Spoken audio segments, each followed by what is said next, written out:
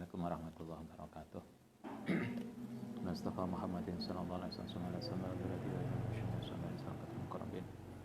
Wassalamu alaikum warahmatullahi kitab sana wa bi maski sangat sunnah sallallahu ba'ana ummatina wa jadana sadana sunna syahina Bismillah ma'ahatina asqiya malang dalam iman santuan lillahi ta'ala lahumul fatihah.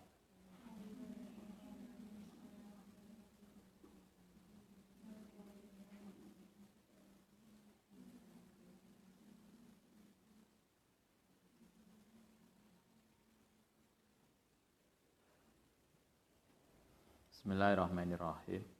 Faslun fi tahrimi intiharil walidi. Pasal tentang haramnya intihar, membentak orang tua laki-laki, wal walidati lan orang tua perempuan, wasib hima lan orang yang serupa dengan keduanya. Enggak boleh membentak, ini bab ini larangan membentak orang tua. Orang tua itu bisa laki-laki, bisa perempuan, ayah dan ibu. Orang tua itu bisa orang tua kandung atau orang tua mertua. Anda harus paham, mertua itu orang tuanya istri atau orang tuanya suami. Begitu kita menikah dengan anaknya, maka hukumnya sama dengan orang tua sendiri.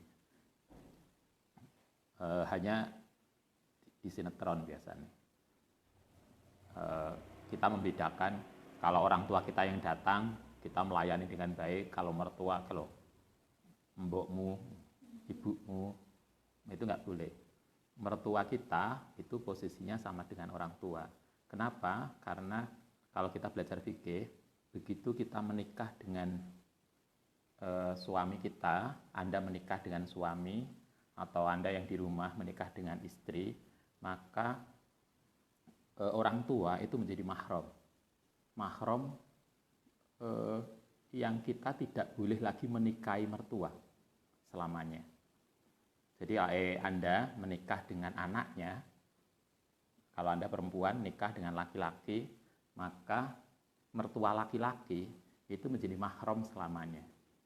Anda bisa cerai dengan suami, tetapi tidak bisa membebaskan, perceraian itu tidak bisa membebaskan kemahroman Anda dengan mertua. Sehingga mertua tetap mahram yang kita tidak boleh menikah dengan dia. Misalnya begitu suami kita wallahu a'lam, naudzubillah, kemudian meninggal, ternyata mertua kita masih muda banget. Wes, daripada ini nikah dengan mertua, nggak boleh, karena mertua itu menjadi orang tua, itu menjadi mahram. Bisa cerai dengan istri atau dengan suami, tetapi perceraian itu tidak menggugurkan kemahroman kita dengan mertua. Karena itulah hukum mertua begitu kita menikah itu sama dengan orang tua. Nah, sehingga mertua kita, maksudnya orang tua kita itu adalah orang tua kandung kita dan orang tua mertua kita. Itu secara fikih sama-sama mahramnya, haram untuk menikah. Itu satu. Yang kedua, kalau kita belajar Ihya kemarin, masih ingat? Nggak ada yang ingat. Oh. Kita belajar Mukhtasar Ihya, awal kita bangun pondok itu, ngaji pertama yang kita kaji adalah Mukhtasar Ihya. Kalau di dalam Ihya kita diajarkan orang tua itu ada dua. Ada orang tua biologis, kata Ghazali, dan ada orang tua teologis. Orang tua biologis itu adalah orang tua yang secara fisik melahirkan kita. Orang tua teologis adalah orang tua yang mendidik kita.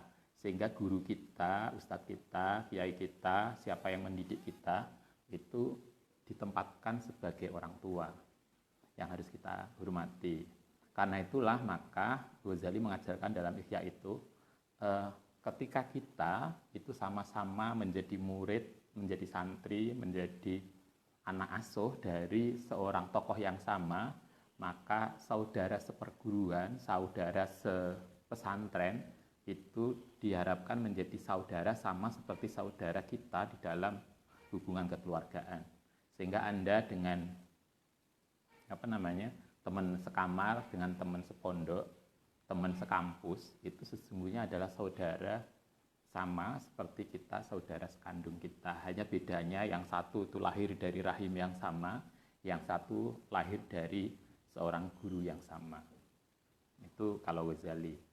Artinya orang tua itu bisa biologis yang melahirkan kita, bisa juga orang tua yang sifatnya karena keilmuan. Nah, semua itu orang tua baik biologis maupun keilmuan, orang tua yang melahirkan kita atau orang tua karena hubungan pernikahan yaitu mertua, sama-sama kita tidak boleh menyakiti mereka. Di sini dikatakan tahrimi inharil walidi, haramnya membentak orang tua. Yahrumu haram apa intiharul walidi, membentak orang tua, wal walidati lan ibu, walid itu ayah, wal walidati lan ibu, wasib hima, dan orang yang menduduki posisi seperti keduanya, bisa mertua, bisa yang lain, siapapun yang menjadi orang tua kita, tahriman ghalidun, yang haram yang sangat. Jadi haramnya itu bukan sekedar haram, tetapi apa bahasa kita? Sangat haram. Sangat haram membentak, menyakiti orang tua. Kala ngendika sapa Allah Ta'ala, wa qadha lan memastikan, menetapkan sapa rabbuka Tuhanmu, ala ta'budu, satu yang ditetapkan oleh Allah, ala ta'budu, ento tidak menyembah sapa sira illa iya, kecuali pada Allah. Ajaran Allah ada dua dalam ayat ini. Satu, yaitu kita tidak menyembah kecuali pada Allah. Kita itu beribadah hanya satu, kepada Allah Ta'ala. Kita beraktivitas itu niatnya cuma satu, mengharap ridha Allah. Itu satu ajaran Allah. Yang kedua, wabil walidaini, lan kepada kedua orang tua, ihsanan, untuk berbuat baik. Ada dua, satu ibadah pada Allah, kedua berbuat baik pada orang tua. Imayab lughana, nalikane sudah sampai indaka di sisimu al-kibaro, yang waktu kibar, waktu apa bahasa kita? Yang halus apa? Sepuh, sudah tua. Lah tua itu kayaknya kok. Ketika sudah sepuh, sapa ahaduma, salah satu dari keduanya, au kilahuma, utawa keduanya. Kita diajarkan oleh Al-Qur'an bahkan sangat eksplisit. Kalau orang tua kita sudah sepuh, apakah sepuh itu bareng, keduanya sepuh bareng, atau salah satunya sudah sepuh, karena mungkin yang satu wafat lebih dulu, atau umurnya, biasanya orang tua dulu kan jauh toh terpautnya antara suami istri. Kalau Ustadz sama ibu itu selisih 7 tahun. Kalau umi saya dengan abah itu selisih 20 tahun. Kalau Anda biasanya sekelas. Kalau saran Ustadz sih, ojo golek sekelas lah. Gak kreatif. Kaya kono liyane. Carilah yang kakak kelas. Kalau Anda S1, cari S2. Kalau Anda S2, carilah S3. Ya, Ustaz dengan ibu itu selisih 7 tahun. Biasanya perempuan itu kan lebih cepat dewasa pada usia yang sama. Ustaz nggak bilang lebih tua loh ya. Lebih cepat dewasa. Coba Anda lihat, mungkin ketika belum menikah, ketok nom, begitu nikah, ini kan berubah. Apalagi punya anak 1, 2, 3, istrinya asalnya kayak podo, nanti setelah punya anak istrinya kayak kakake, setelah itu kayak ibuke, lama-lama kayak kakek, misalnya. Karena usia ini, Allah mengatakan kalau orang tua kita itu sudah sepuh, fala takul lahuma uffin, fala takul, maka jangan ucapkan sapa sira lahuma maring kedua orang tua uffin, ing kata saja loh, nggak boleh. Anda bisa bayangkan orang tua kita itu kan mungkin dengan kondisi fisik yang sepuh, kadang pendengarannya kurang, atau kadang Anda paham kalau secara psikologis orang tua itu kalau sudah, bukan orang tua, seseorang itu kalau sudah usianya lanjut, itu kan psikologinya pada kayak anak-anak, gitu kan? Nah, ketika itu kan kita dituntut benar-benar luar biasa sabar. Kadang coba Anda bayangkan ada di Malang ini ada seorang yang luar biasa. Umiknya itu dari luar kota. Ketika umiknya masih hidup dulu. Coba dari luar kota yang jauh, kemudian beliau pengen nyambangi cucunya di Malang. Begitu disambangi, diantar kalau sopir, begitu sampai sini, terus ketemu cucunya, nginep sehari, wis puas, pulang. Baru setengah jalan, aku kok, bagaimana kok saya kok belum ke cucunya yang di Malang. Coba, sudah nginep sehari itu loh, lupa dia minta lagi diantar balik. Coba, kan kadang ada yang gitu. Coba, kalau sudah orang tua kayak begitu, orang tua kita kayak begitu, maka Allah mengatakan wala taqul lahum aufin. Jangan membentak, jangankan membentak, kata biasanya orang tua, Nduk ini mama ini. Enggak, itu sakit bener perasaan orang tua. Mungkin dia enggak mengucapkan, tapi perasaannya sakit bener. Anda akan tahu nanti ketika kita punya anak. Dulu Ustadz tuh ketika kecil, apa itu layan, ada apa, makanan yang enak, Umi biasanya dulu ketika saya di pondok, dulu belum ada HP, kita nggak tahu kapan kita pulang. Ibu itu biasanya kalau ada sesuatu buah disimpan, barangkali anak saya nanti pulang. Coba, kalau ada makanan enak, makanan aja, apa yang ini. Dulu kita nggak paham, kok iso ya.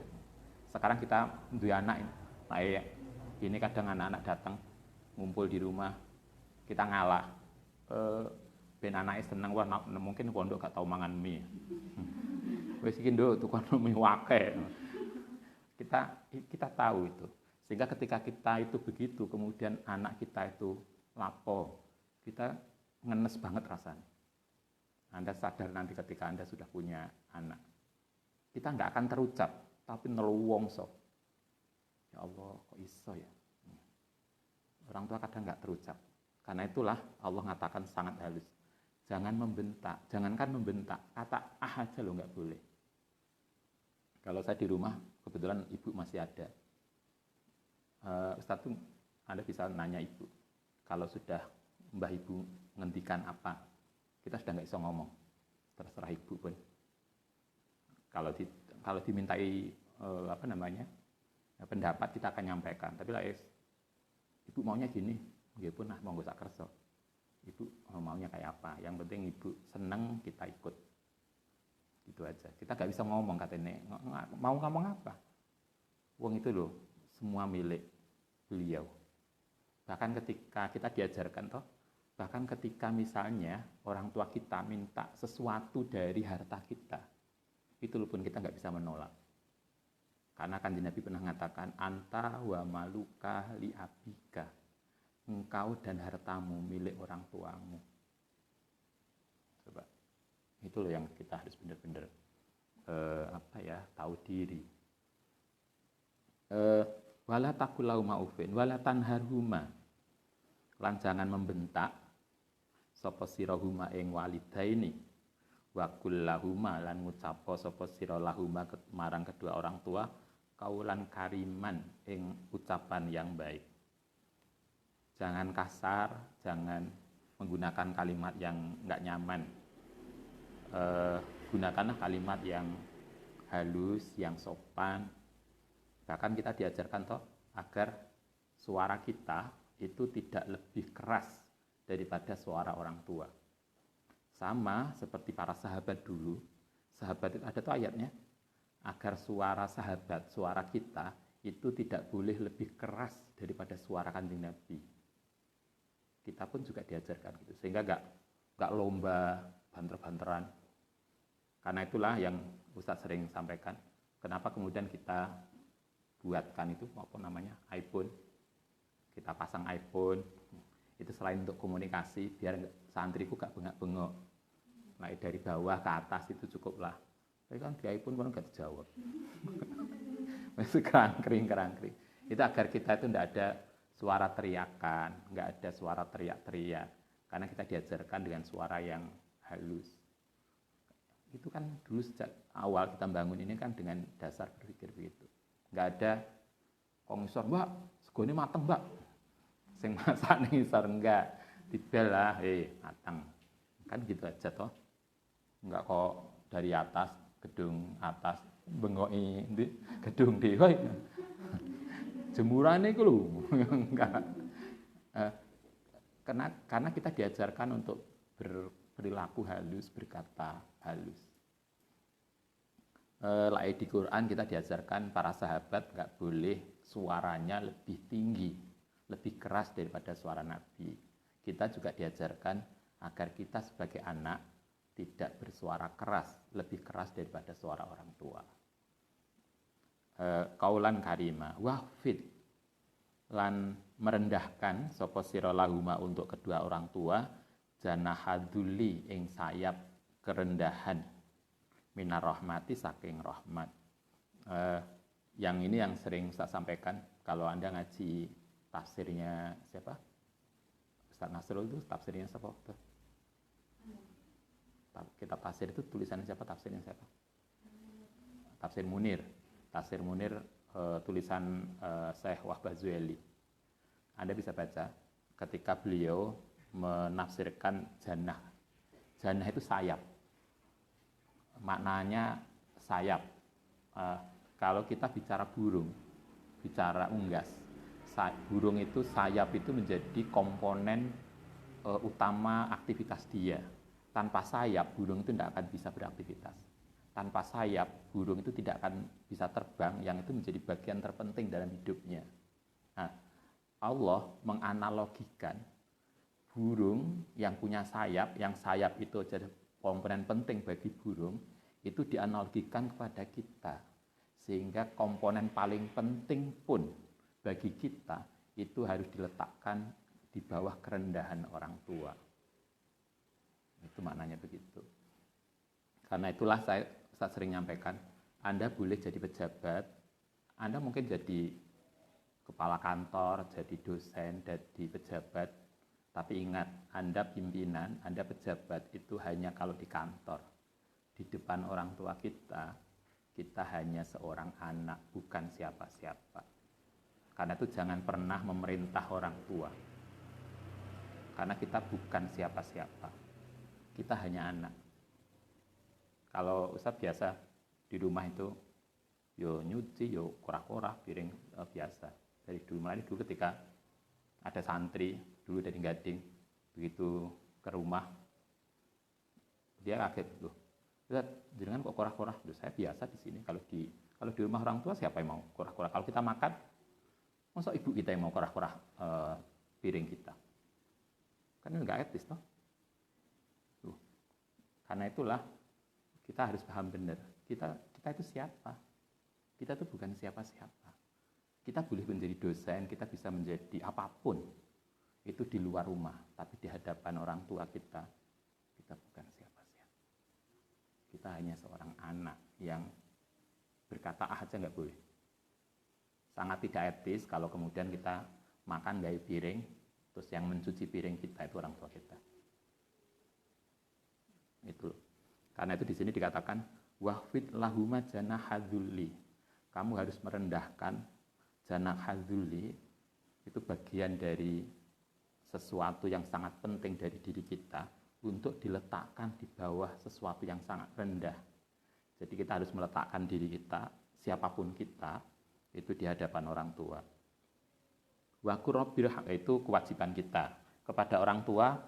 Satu, kita tidak boleh berkata ah. Yang kedua, kita tidak boleh membentak. Berkata ah, membentak lebih keras ya. Enggak boleh. Itu larangannya. Kewajiban kita adalah memberlakukan orang tua kita dengan posisi yang terhormat. Kan itu kan Ustaz sering mengatakan, kalau Anda nanti menikah, punya rumah, punya keluarga, maka jangan pernah mengajak orang tua kita untuk kemudian ngomong anak kita. Bahwa beliau ingin ngomong putune, sayang putune, iya. Tapi jangan pernah kemudian beban ngomong anak kita itu diberikan orang tua. Beliau itu sudah capek ngomong kita ketika kita kecil. Jangan kemudian dibebani ketika beliau sepuh dengan ngomong anak-anak kita. Carilah pembantu, bahwa beliau ikut ngawasi, monggo lah, tetapi tanggung jawab bukan di orang tua.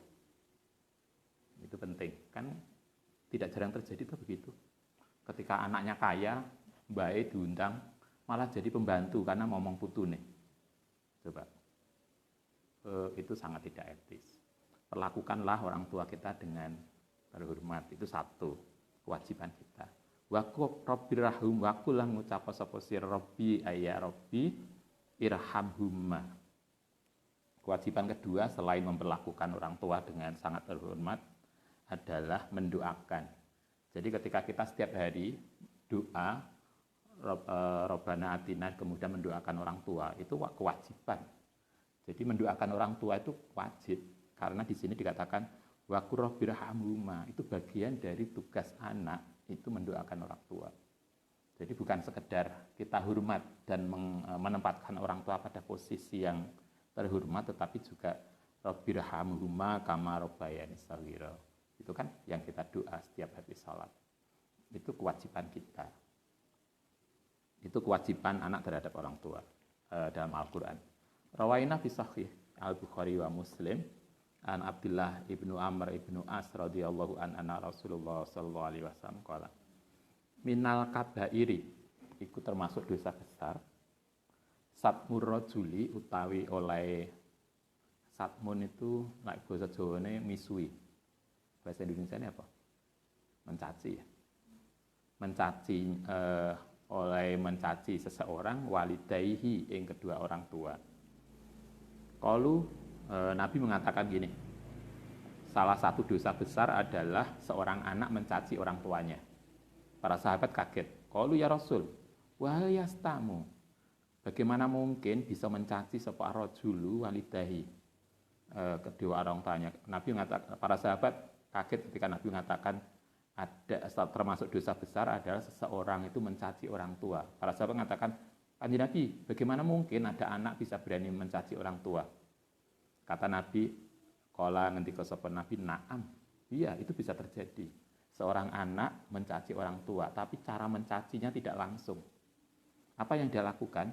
Yasubu, mencaci sapa rajul abar rajuli, ing orang tuanya orang lain.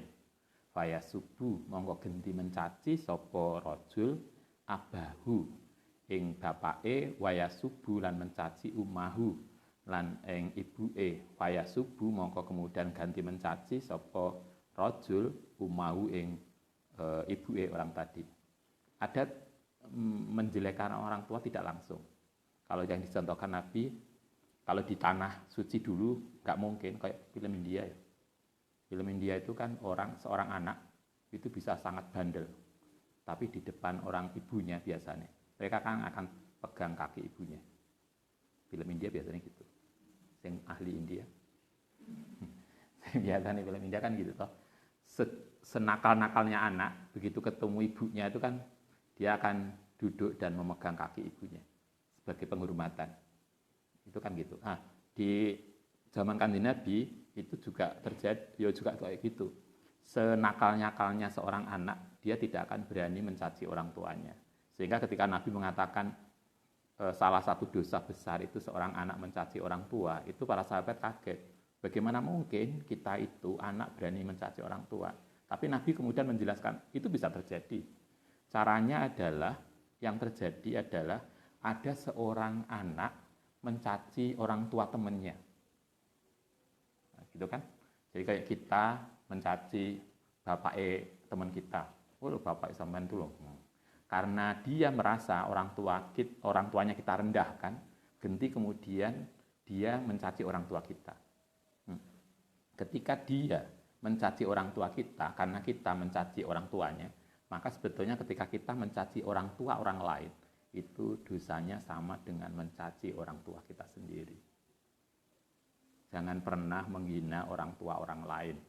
Karena penghinaan kita terhadap orang tua orang lain itu nilainya sama dengan menghina orang tua kita sendiri. Ini sama dengan Kalau Al-Quran juga sama. Jangan pernah menghina, menjelekkan Tuhannya agama lain. Karena dengan begitu, agama lain itu akan menghina Tuhan kita juga.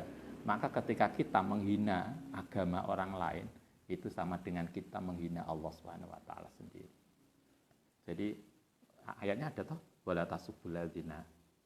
Apa itu? Ya buduna itu, yang kemudian ya suduhuna bi ghairi ilmin. Itu bisa terjadi. Artinya kita menjaga orang tua itu juga dengan cara menjaga orang tua orang lain. Jangan pernah merendahkan orang tua orang lain, karena itu dengan itu berarti sebetulnya kita sama dengan merendahkan orang tua kita. Rawaina fi Sunan Abi Dawud wa Tirmidzi an Ibnu Umar radhiyallahu an kana. Ini Ibnu Umar, ngerti Ibnu Umar ya? Abdullah bin Umar, putranya Umar bin Khattab. Ini terkait dengan relasi orang tua dan anak. Ibnu Umar tuh pernah matur ke Kanjeng Nabi. Beliau mengatakan gini, "Kana ono tahti di bawah saya sapa imro'atun, seorang perempuan." Kalau bahasa kita Kanjeng Nabi, saya punya istri. Wa kuntu lan ono sapa ingsun niku uhibbuha. Saya mencintai dia. Kanjeng Nabi, saya punya istri dan saya mencintai dia. Tetapi wa kana lan ono sapa Umar iku yakrauha, tidak suka. Kalau bahasa kita Kanjeng Nabi, saya punya istri loh. Istri saya tuh sangat cinta pada istri saya, tapi bapak saya nggak suka pada istri saya. Apa itu sinetronnya? Istri yang tercinta tapi tidak disuka mertua. Ini ternyata Ibnu Umar itu pernah juga. Coba, ini keluarganya Umar bin Khattab loh yang terjadi. Ibnu Umar itu anaknya Umar bin Khattab itu mencintai salah seorang istrinya. Dia cinta banget. Sampai dia lapor ke Kanjeng Nabi. Kanjeng Nabi, saya senang banget loh sama istri saya. Tapi bapak saya nggak suka pada istri saya itu. Apa yang harus saya lakukan? Coba. Ketika ada orang tua kita nggak suka pada pasangan kita, apa yang harus kita lakukan? Fakola, kemudian dawuh sapa Nabi maring ingsun, tolikha. Kalau bapakmu nggak suka ya tolikha, ceraikan dia. Coba. Kenapa Nabi mengatakan tolikha, disuruh menceraikan? Karena untuk menjaga agar hubungan Umar dengan anaknya Ibnu Umar itu tidak pecah gara-gara orang ketiga, yaitu istrinya. Itu artinya karena itu kita, kalau Anda jadi menantu yang di rumah, laki-laki kalau Anda jadi menantu, posisi kita sebagai menantu tidak boleh memecahkan hubungan baik antara anak dan orang tua. Sehingga jangan sampai kemudian kehadiran kita sebagai menantu justru membuat mertua kita dengan istri kita, mertua kita dengan suami kita itu malah pecah. Enggak. Kalau sampai itu yang terjadi, maka Kanjeng Nabi malah ceraikan aja dia. Karena prinsipnya anak tidak boleh dipecahkan hubungannya, dipisahkan hubungannya dengan orang tuanya hanya karena menantu. Sehingga menantu itu mestinya harus merakatkan hubungan, bukan memisahkan hubungan. Kalau kemudian ada terjadi gara-gara menantu, kemudian anaknya malah memusuhi ibunya, ini menantu yang nggak jelas.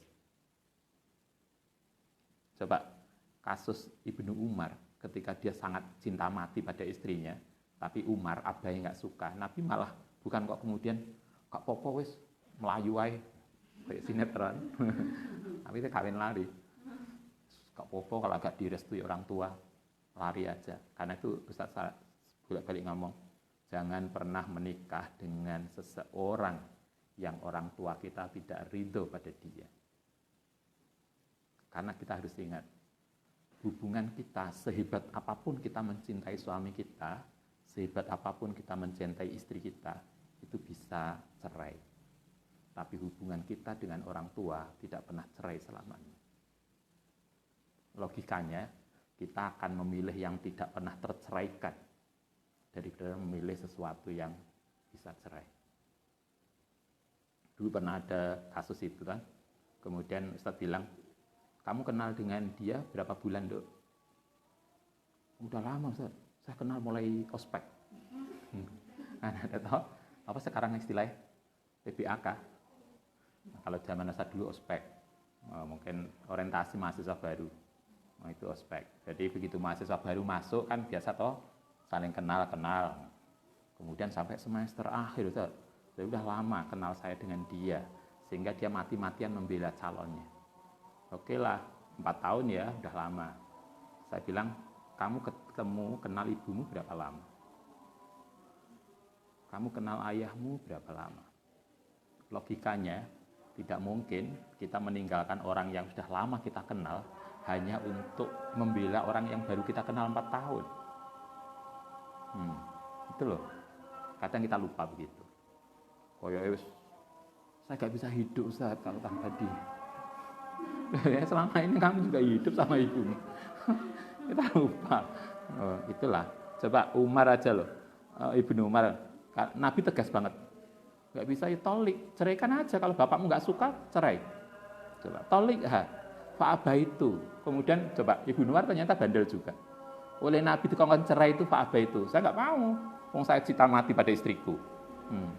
Ya mungkin kayak kita ya. Kita. Wong Ibnu Umar loh, sing nyuruh Nabi itu loh nggak gelem. Apa mana kita yang ya maklum lah tinggalin dulu golek yang lain. Mboten usah. Karo nangis-nangis. Coba Ibnu Umar loh, sing nyuruh Nabi. Fa'abah itu nggak mau saya. Fa'abah itu coba. Karena nggak mau suruh cerai, fa'ata. Maka Umar sendiri kemudian lapor ke Nabi. Yo napa niki? Anak saya cinta pada gadis itu, padahal saya nggak suka banget. Karena anaknya nggak mempan, Umar yang datang. Fa'ata mongko teko sapa Umar, an-nabiyya ing nabi. Fadzakara. Mongko menyebutkan sapa Umar zalika ing kasusnya putrane tadi. Tapi apa jawabannya Nabi? Faqala mongko jawab sapa Nabi, tolik sama. Ceraikan dia. Ini tentu konteksnya adalah agar hubungan orang tua dan anak itu tidak pisah. Sehebat apapun seorang anak tidak boleh meninggalkan orang tua. Sehebat apapun kita mencintai seseorang, prinsipnya tidak boleh meninggalkan orang tua. Sehingga kalau kita mencintai seseorang kok sampai meninggalkan orang tua, Nabi prinsipnya apapun yang membuat anak terpisah dari orang tuanya, maka itu harus dihilangkan. Itu prinsipnya. Sehingga kalau kemudian itu berupa menantu harus tinggal. Kita masih ingat ngaji di mana? Aula. Terakhir ngaji apa kemarin Riyadhus Shalihin. Masih ingat siapa yang ngaji?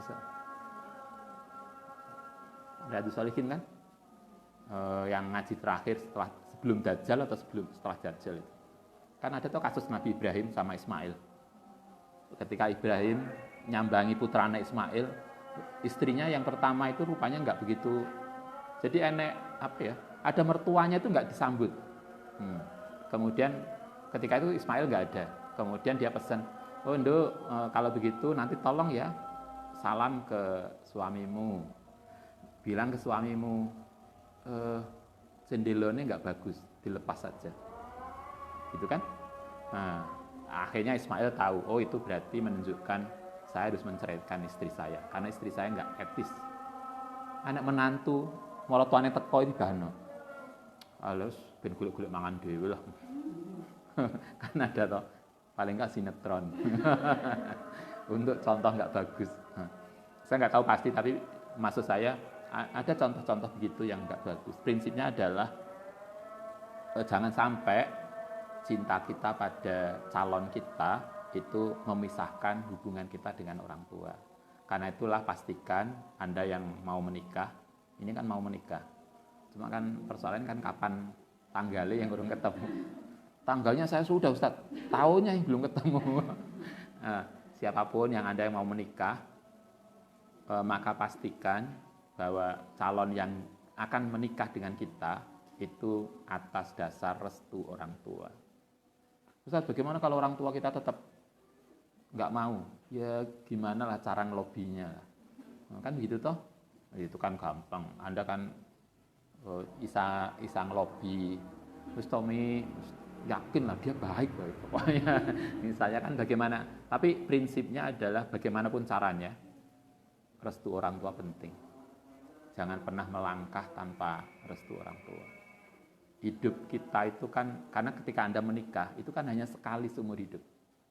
Kita menikah dengan orang itu kan gak kayak beli baju. Alang kalau gak cocok, yo dikasihkan koncone. Ya, itu kan suami kita, istri kita kan gak kayak beli baju.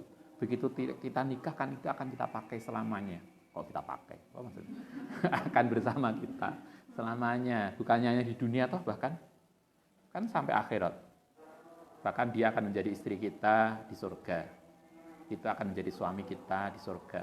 Yang bidadari akan menjadi iri dengan kita. Kan begitu. Sehingga itu harus benar-benar dengan restu orang tua. Oke, nanti kita lanjutkan besok. Al-Fatihah.